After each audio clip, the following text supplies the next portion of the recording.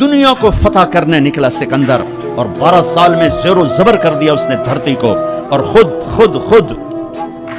32 سال 10 مہینے اور 8 دن،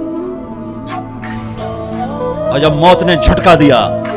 عراق میں پہنچا ہوا ہے، اسے میرے ضلع ملتان میں تیر لگا، واپسی پر یہ ٹیکسلا سے جب ہٹا ہے تو ملتان کو فتح کرتا ہوا نکلا، ملتان اسے تیر لگا، اس کا زخم گہرا ہوا، اس نے اس کے بدلے میں میرے ضلع کے کتے بلے بھی ذبح کرواتے، انسان تو ذبح کرواتا تھا، انہوں نے کہا کوئی جاندار آنکھ زندہ نہ بچے،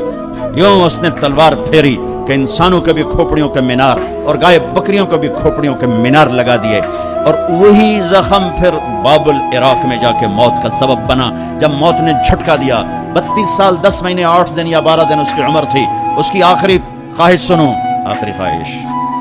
کوئی ہے جو مجھ سے میری ساری سلطنت لے لے اور مجھے چند دن زندگی ادھار دے دے، میں اپنے دیس میں مرنا چاہتا ہوں۔